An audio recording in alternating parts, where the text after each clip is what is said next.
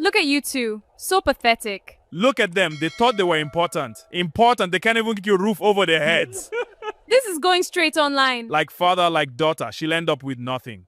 Wait, don't move! Let me get a better video of this. This is what happens when poor people try to dream too big. By next year, nobody will even remember the name. Goodbye, Victoria. Don't bother coming back. Have you ever been humiliated so deeply that the memory of it never fully leaves your body? Not just your mind, your body. The way your stomach drops, the way your throat closes, the way your hands shake, even though you are telling yourself to be still, be still, be still. I was 18 years old the first time I understood that some people in this world do not just enjoy watching you suffer. They need it. They have built their identity on top of your smallness, and the moment you threaten to grow, they will do anything to push you back down. My name is Victoria Adaeze Obi, and this is the story of how I was pushed down, how I got back up, and how I made sure that every single person who stood and watched and laughed lived long enough to understand exactly what they had done. My father's name was Emeka Obi. He was not a bad man. I need you to hear that before I tell you the rest, because the rest is ugly, and I do not want you to think his ugliness was all he was. He was also the man who used to carry me on his shoulders to the market on Saturday mornings, calling out to people, "You see this girl? This one will be a doctor one day." He was also the man who sang badly and loudly in the bathroom every morning, so badly that my mother, Adaeze, would press her lips together to hide her smile while pretending to be annoyed. But Emeka Obi had a sickness that took everything. Palm wine first, then kai kai, then whatever was cheapest and most available. By the time I was 14, he had borrowed money from half the village. By the time I was 17, he had borrowed from the other half. When he died, collapsed outside Clement Ongosu's drink joint on a Thursday evening, his heart finally surrendering to what his will could not, he left behind one grieving wife, one teenage daughter, and a debt list so long that it took the village moneylenders 3 separate meetings to tally it all up. The men who came to collect that debt did not come quietly. They came like a procession, like something ceremonial, like they had been waiting for this moment and wanted to dress it properly. Gideon Chukwu came first. He owned the biggest provision store in the village and 3 rental properties on the main road. A fat man with small eyes and the kind of smile that never fully reached them. He stood in our doorway with a document in his hand, a document my father had apparently signed on a night I do not want to imagine, and told my mother that the small plot of land our house sat on had been used as collateral for a loan 3 years ago. My mother stared at him. "Emeka signed this without telling me," she said. Her voice was very quiet. Gideon shrugged. He actually shrugged. "Madam, with due respect, the agreement is between me and your husband. Your husband is gone, the debt remains."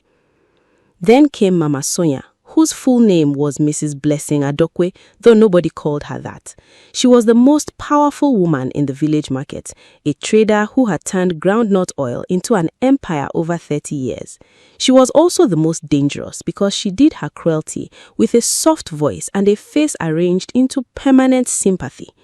She sat across from my mother in our parlor, teased at the state of our ceiling, and told her gently, kindly, with her hands folded and her voice full of sorrow, that the sewing machine and the small generator my father had borrowed money to buy both belonged to her now, as per the terms of a loan agreement she produced from her handbag, like she had been carrying it there for months.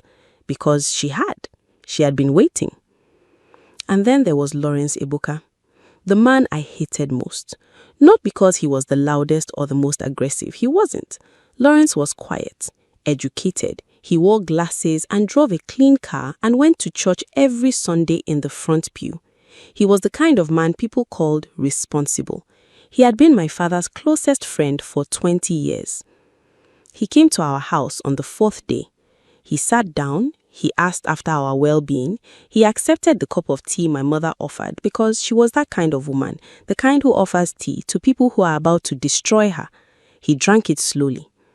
Then he put down his cup, opened his briefcase, and placed a document on the table that made my mother's face go completely white. The land. Not just the plot our house sat on, the family land, the full parcel my grandfather had cleared with his own hands and passed to my father. 2 plots with the old guava tree at the corner that my mother used to make juice from every Christmas. My father had borrowed against all of it. Lawrence had the papers, clean, signed, witnessed papers. My mother said, in a voice I had never heard from her before, hollow and far away, like something speaking from inside a well, "Lawrence, you were his friend." Lawrence looked at her over his glasses. "Adaize, I was his friend, not his bank. The agreement was legal. I am sorry for your loss." He stood up, buttoned his jacket, picked up his briefcase, and left. My mother sat at that table for a very long time after he left. I sat across from her, watching her face, watching her try to find a place inside herself to put what had just happened, and I felt something happen inside me that I did not have a name for then. I have a name for it now. Calcification.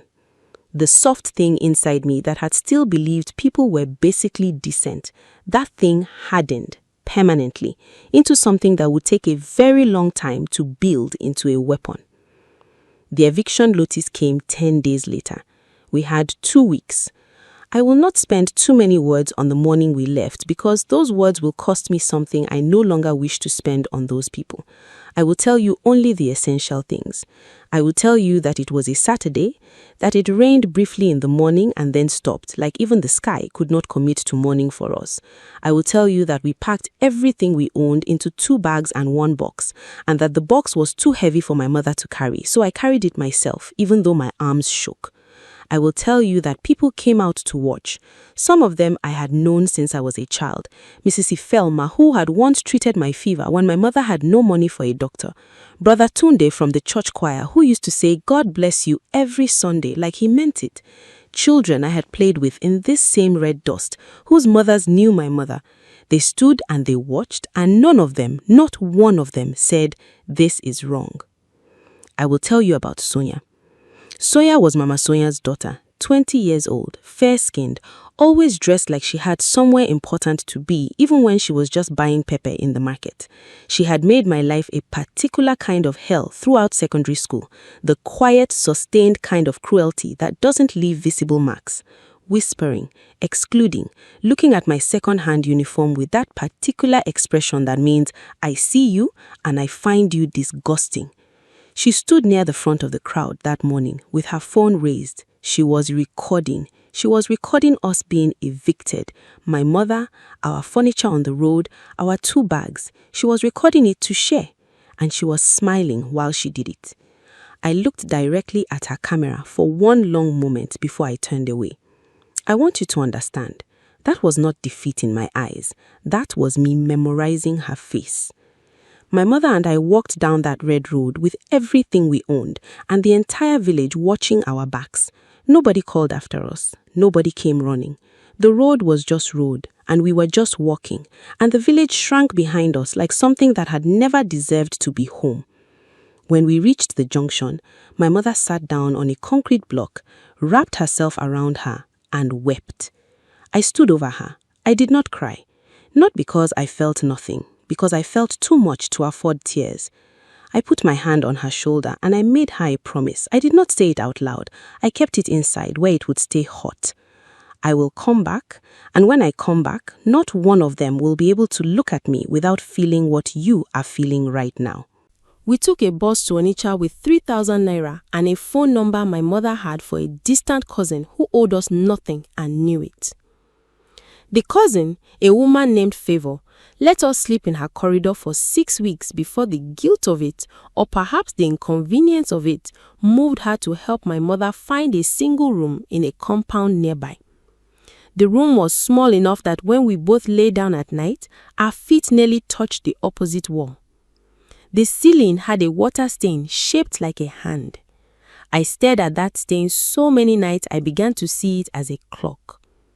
I will not romanticize those years. There was a period when my mother and I ate garri twice a day for 11 days straight because the trading capital she had started with ran out before the small provision business she was trying to build could stand on its own. I know the exact texture of that particular hunger. The way it stops feeling like pain after a while and starts feeling like weather. Just something that exists, just something you move through. I hawked groundnuts near the motor park before school. I washed clothes for a woman on our street on weekends. I did not tell anyone at the school I eventually enrolled in what my situation was because I had learnt very young that people do not treat information about your poverty as a confidence. They treat it as entertainment. What saved me, the thing that truly saved me, was numbers. I had always been good with numbers, not in the way teachers mean when they say a student is good at mathematics. I mean something more intuitive than that. I could look at a transaction and feel where the weight was. I could look at a market and understand what was moving and what was standing still. My economics teacher in secondary school, a thin, serious man named Mr. Okonkwo, had once told me I had the instincts of someone who would either make a great deal of money or understand exactly why she hadn't. I intended to make the money. After my WAEC, I got a clerical job at a property agency in Onitsha through sheer persistence. I went to the office every day for 2 weeks until the manager, a bald man named Fred Igwe, hired me just to make me stop appearing in his doorway. Fred turned out to be a surprisingly good teacher when he bothered, and what I learned in that office about land documentation, valuation, and debt recovery was worth more than any classroom. It was Fred who first used a phrase that reordered something in my brain. We were going through distressed property files one afternoon, properties whose owners owed more than they could pay, and I asked him what happened to these people. He said, the land doesn't care who owns it, the land just waits. Whoever has the right paper at the right time owns the story. Whoever has the right paper at the right time owns the story. I wrote it in my notebook and stared at it that night for an hour. Over the next 8 years, I built myself piece by piece. A diploma in estate management, a professional certification, a short course in Lagos that cost me 4 months of saved salary and was worth every kobo. I moved from clerical to junior executive to branch manager. I saved with a discipline that people around me found uncomfortable. My colleague Abby once said, half joking, that I ate like someone who was punishing herself. She wasn't entirely wrong. Every naira I didn't spend was a naira closer to something I had not yet told anyone about. At 30, I registered my company, Gold Root Properties and Development. My mother cried when she saw the registration certificate. She held it in both hands the way you hold something you are afraid of dropping. She said, "Victoria, you did it." I said, "Mama, this is just the beginning." What I did not tell her, what I had been quietly, carefully preparing for 3 years, was that I had already begun pulling threads in the direction of our village. I had commissioned a property and debt search on all 3 families through a legal contact. I had made quiet inquiries. I had been patient in the way that only people who have been truly, deeply wronged can be patient. Not the patience of someone who has moved on, but the patience of someone who is waiting. And what I found had made me sit very still for a long time. Gideon Chukwu's provision store empire had overextended. He had borrowed from 2 commercial banks and a cooperative to fund a cold room business that had not performed. The loans were secured against his main property. Mama Sonia, Mrs. Blessing Adokwe, had invested heavily in a supply contract with a state government ministry. The contract had been cancelled after a change in administration. She had taken a bridge loan to cover the gap. The bridge loan was 3 years old and had compounded terribly. Lawrence Ebuka, my father's friend, the man with the clean car and the glasses and the briefcase, had mortgaged his family house to fund his son Jaden's education abroad and a failed importation business. The mortgage was in arrears. They were all in trouble. They just didn't know that I knew. If Victoria's story is already gripping you, I need you to do one thing right now. Subscribe to Reina Tales, because what she does next with this information will shake you to your core. Don't miss it. We'll be right back inside Victoria's story. I spent the next 14 months acquiring their debts through a company I set up specifically for this purpose, a holding company with a neutral name registered in Abuja with no visible connection to me or to Goldroot. I used an intermediary law firm for every transaction. I paid clean market rates for each debt. Everything was legal. Everything was documented. I was not building a fire. I was building a wall. A wall around every asset those three families used to stand tall while my mother wept in the road. When the last acquisition closed, I sat in my office in Onitsha for a long time without moving. Then I called my mother and told her I was going home. She asked me why. I said, because it is time. I drove into the village on a Wednesday morning, alone. No convoy, no announcement, no drama. Not yet. I had learned in 12 years of business that the loudest entrance is rarely the most powerful one. Real power arrives quietly and lets people discover it on their own terms, so that by the time they understand what is happening, it has already happened. I wore a simple black dress and flat shoes. I had my driver drop me at the junction and I walked the last stretch on foot, the same road I had walked out of 12 years ago, carrying a box too heavy for my arms. The road was the same, still red, still dusty. The mango tree at the Onuosu compound was bigger. The church had been repainted. A new barbing salon had opened in what used to be an abandoned store. People recognized me slowly, the way you recognize something you are not sure you are allowed to believe in. A woman near the borehole stopped, made conversation, and stared. Two men outside the barbing salon watched me pass with narrowed eyes, performing the mental arithmetic of memory. A child ran ahead. I don't know why children always run ahead at moments like this. Some instinct for announcement.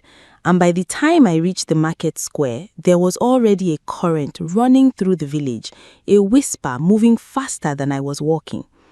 Is that not Emeka Obi's daughter, the one they drove out? Is that not Victoria? I bought a sachet water from a woman I did not recognize, drank it, and kept walking. I had one stop to make before anything else.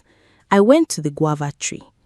It was still there at the corner of what had been my grandfather's land and was now, on paper, mine. Still rooted, still bearing fruit, indifferent to everything that had happened around it, the way trees are. They outlast our cruelties simply by not paying attention to them. I put my hand on the back and stood there for a moment. Then I took out my phone and called Efe, my operations manager. I said, begin. The letters went out that afternoon. Formal, legal, printed on the holding company's letterhead.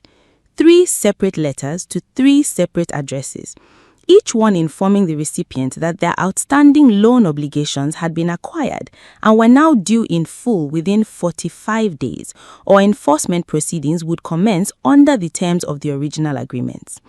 45 days, not 60. I had deliberately shortened the window. I wanted them to feel the ground shift faster than they could steady themselves. By Thursday evening, the village had caught fire. Not literally in the way that information burns through a small community when it carries enough heat. Gideon Chukwu had reportedly read his letter 3 times and then sat in his store for an hour without speaking to any customers. Mama Sonia had immediately called her lawyer, who had called the holding company's lawyers, who had been politely and thoroughly unhelpful. Lawrence Ebuka had driven to Alka to consult a legal friend. I heard all of this through Chisom, a woman who had been kind to my mother when we were still in the village, who ran a food store near the market. Chisom had my number because my mother had given it to her years ago. She called me on Thursday night, her voice both excited and frightened, like someone watching a controlled fire from what she hoped was a safe distance. Victoria, she said, these people are shaking. The whole village is shaking. Is it true that the holding company is yours? I said, it will be confirmed soon enough. Gideon came and asked me if I knew where you were staying. And what did you tell him? I told him I didn't know, which was true at the time. A pause. Victoria, what are you planning? I said, Chisom, Do you remember the morning they put our things in the road? A long silence. Yes. Do you remember what you did? Another short silence. I watched. I didn't say anything. I have felt bad about that for a long time. I know, I said. You are not who I am coming for. On Friday morning, Gideon Chukwu came to find me at the guest house where I was staying. He was not what I had expected physically. He was older, smaller somehow than memory had made him. The fat was still there, but it had shifted, softened. His eyes were still small. They were also, for the first time in my experience of them, afraid. He sat across from me in the guest house sitting room, and he spoke for a long time about community, about understanding, about the complicated nature of debt, and how my father had been a willing participant in those agreements. I let him speak. When he finished, I said, Gideon, do you remember Sonia recording my mother on her phone while we were being evicted? He blinked. The shift in subject destabilized him, which was the intention. That has nothing to do with, do you remember, I said, that nobody in this village said one word in our defense? Not one person told you that what you were doing was wrong? He opened his mouth. The debt is real. The papers are legal. I did not forge anything or steal anything. I simply bought what was available, the same way you bought what was available 12 years ago. I leaned forward slightly. Gideon, the difference is, when you took from us, we had nowhere to go and nothing to fall back on. You knew that. You used that. Don't come to me now talking about community. He left without what he came for. Mama Sonia did not come herself. She sent Sonia. Sonia, who had stood in the crowd with her phone raised, smiling. I want to tell you about the moment Sonia walked into that guest house sitting room because I have replayed it many times and it still contains things I am still learning from. She was 32 now, still fair-skinned, still carefully put together, wearing a dress that suggested she had taken care with herself before this meeting. But something in her face had been rearranged by years and by the news that had broken over her family in the past 48 hours. She looked like a person who has rehearsed something and then, arriving at the moment, realized the rehearsal was nowhere near sufficient. She sat down. She did not begin with pleasantries. She said, "My mother cannot pay the full amount in 45 days. You know that." I said, "I know the amount. I don't know what your mother can or cannot do." "Sonia," she said, my name the way people say the name of someone they need something from, carefully, with weight. "We are asking for an extension. 6 months. My mother will restructure." "Sonia," I said. She stopped. "Do you remember the morning you filmed us?" The silence that followed was different from any silence I had experienced in that room. It had texture. It had heat. "Sonia, I was 20 years old." "Do you still have the video?" She looked at me. Her jaw moved once without producing sound. "Did you post it? Did your friends see it? Did you laugh about it afterward?" "I was stupid," she said, and her voice cracked on the last word in a way that sounded real enough that I felt something move in my chest. I was young and I was stupid, and I have thought about that morning more times than you know. "More times than I know," I repeated. "Sonia, I have not had a single week in 12 years where I didn't think about your face above that phone." She put her hand over her mouth. "Here is what I want you to understand," I said. "I am not extending that deadline because your mother needs more time. I am not extending it because of community or because of shared origin or because of any version of the story where I am the one who needs to be reasonable." I held her gaze. If your mother can restructure and pay, she should begin that process now, within the original timeline. My lawyers are available to discuss a payment structure within the 45 days if she can demonstrate capacity. That is the only flexibility I am offering. Sonia stood up. Her eyes were wet. Something in the way she held her body, straight but barely, reminded me painfully, unwantedly, of my mother. I pushed that thought away.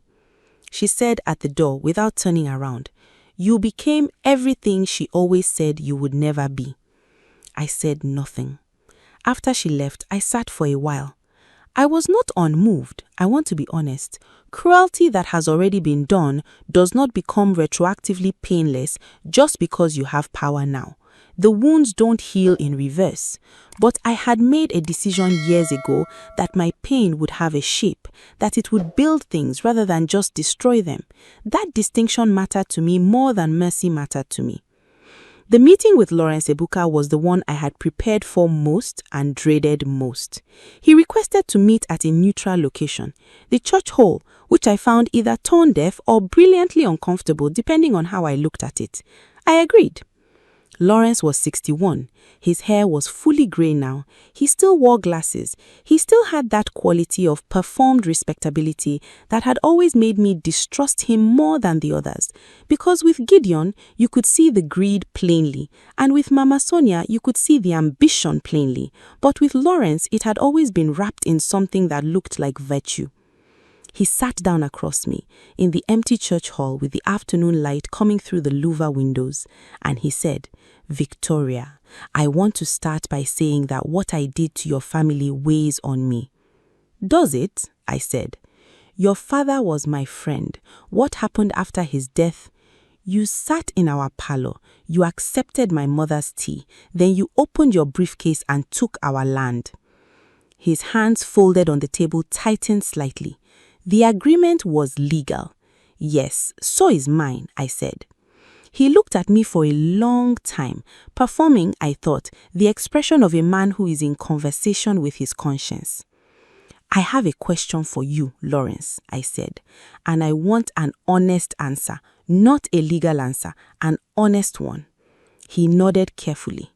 "Did you know when my father was alive and borrowing that he was an alcoholic who did not understand what he was signing?" The silence was its own answer. "Did you give him those loans anyway, knowing that?" Emeka was a grown man. "Did you know?" He looked away. Yes, I knew, finally. I sat with that for a moment. "Then we are done here," I said. "My lawyers will handle the rest." I stood up and I walked out of the church where Lawrence Ebuka had sat in the front pew every Sunday for 30 years, performing goodness, and I did not look back. The 45 days came and went. Mama Sonia made a partial payment, significant, but less than a third of what was owed. My lawyers informed her that partial payment did not suspend enforcement proceedings and that the remainder was still due. She made another payment. It still was not enough. Gideon Chukwu's lawyers attempted 3 separate legal challenges. All 3 failed. The documentation was clean.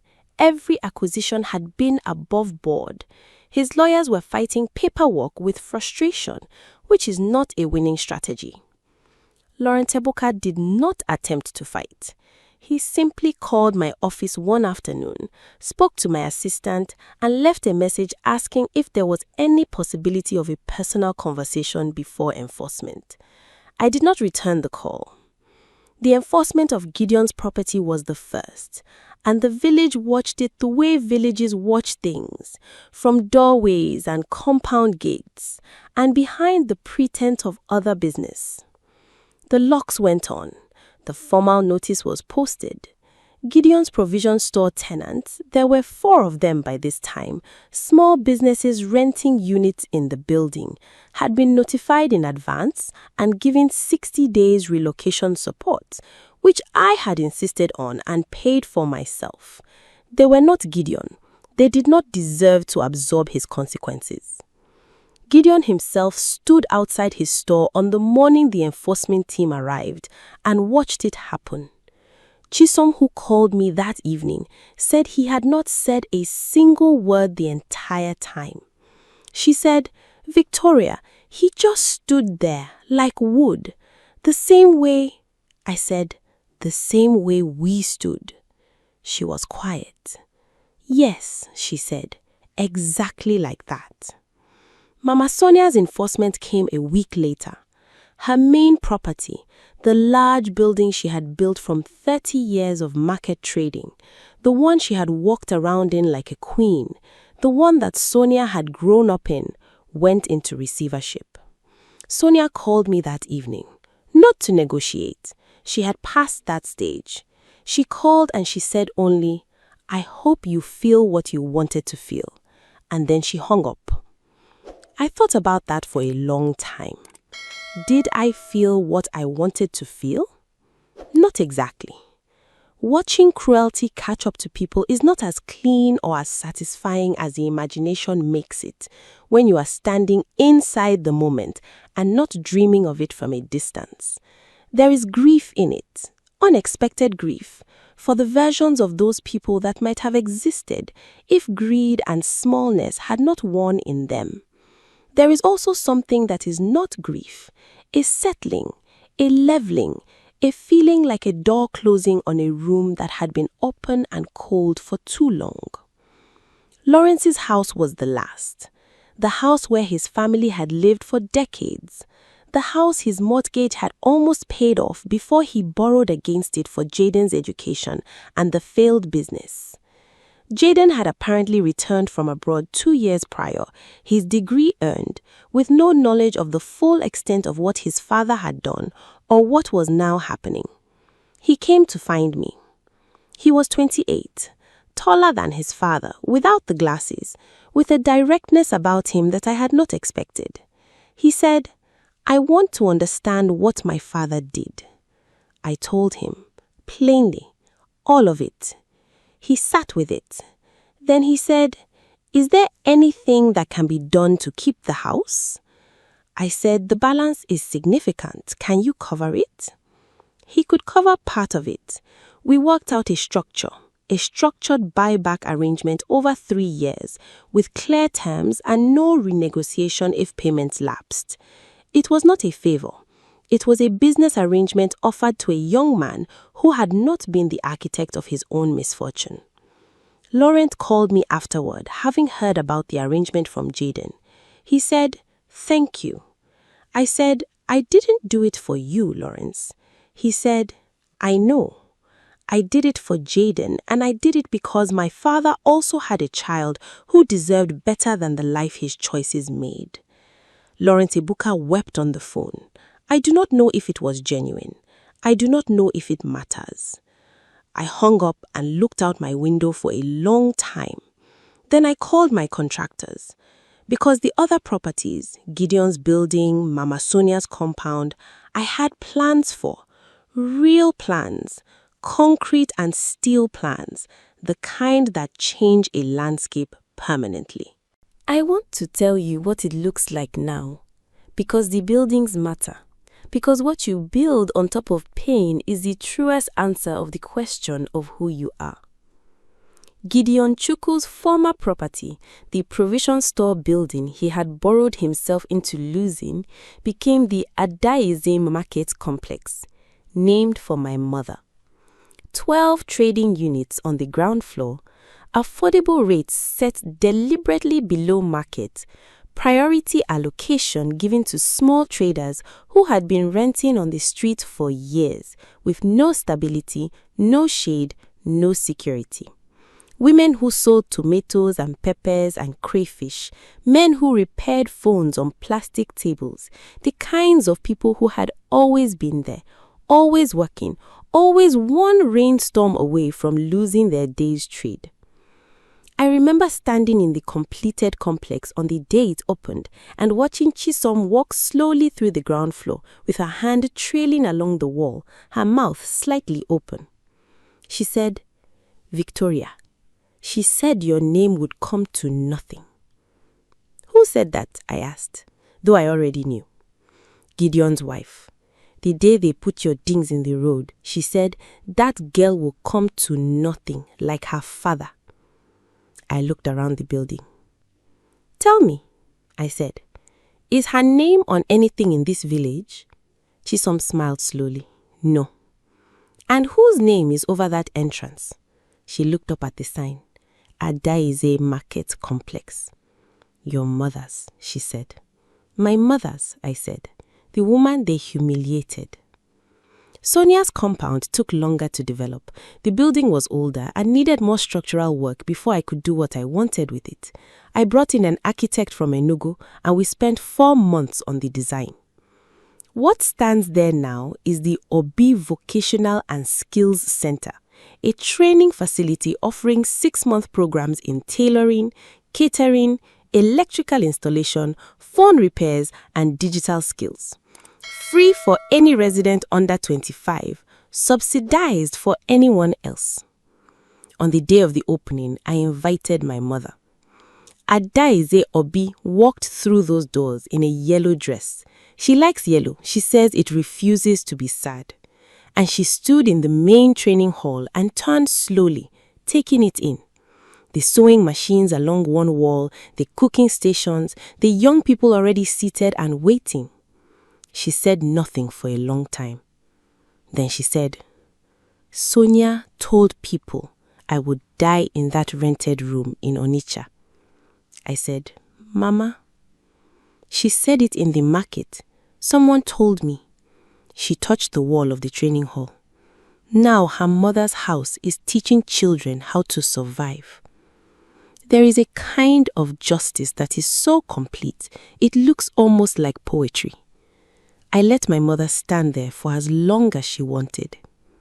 Sonia herself I had not seen since the day she came to the guest house. I had heard she and her family had relocated to another town. I heard through Chisom that she had started a small business there. I did not track it. I did not need to. My interest in Sonia had always been about what she represented, the casual, entitled cruelty of people who film suffering because it makes them feel elevated. She was no longer elevated.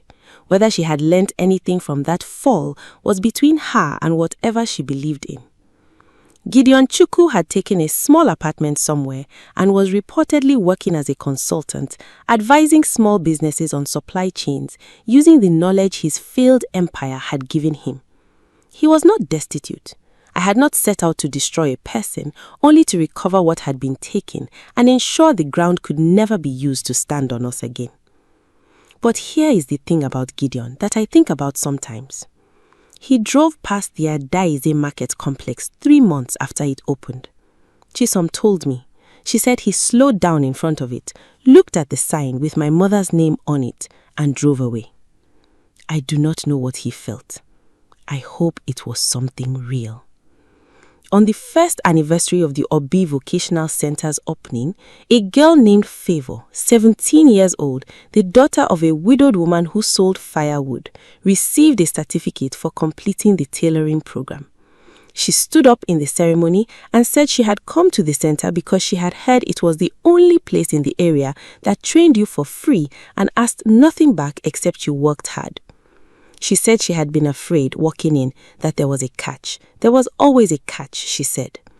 She looked directly at me. I was sitting in the front row, and she said, there was no catch. They just taught me. I am not a woman who cries easily. I cried. My mother, sitting beside me, took my hand and held it. What I want to say to you, the person listening to this, the person who has followed Victoria through 12 years of hunger and silence and building, is this. The village that threw us out did not throw out a girl. They threw out a fire. They just didn't know in that moment that fires don't die when you throw them into the road. They travel. They find air and fuel and purpose. They burn through the night in places you can't see. And then they come back. Lawrence Ebuka attended the second anniversary of the Adaize Market Complex opening. I know because Chisom sent me a photo. He was standing near the entrance, grey-haired, small-looking, watching the traders go in and out of the building that existed because of what he had done. He did not approach me. He stood there for a while. Then he left. I do not know if that was penance or grief or just an old man being uncomfortable with the evidence of his own history. I do not need to know. My mother is 63 years old and she visits the clinic we set up in the next compound every Friday. She brings food for the nurses. She sits with patients who have been waiting too long. She holds the hand of women who are afraid. She has a purpose now that she built inside her suffering and refused to put down. Gideon's small eyes, Lawrence's briefcase, Sonia's phone raised and recording. They thought they were documenting an ending. They were documenting the beginning. I am Victoria Adaize Obi, Emeka's daughter, Adaize's daughter, the girl they carried out of the village in a too heavy box with shaking arms. I came back. I bought the ground they stood on, and I built something on it that will outlast all of us. This is Raina Tales. If this story hit you somewhere real, share it right now with someone who needs to be reminded that what they are going through is not where their story ends. Subscribe to Raina Tales for new stories every week. We will see you in the next one.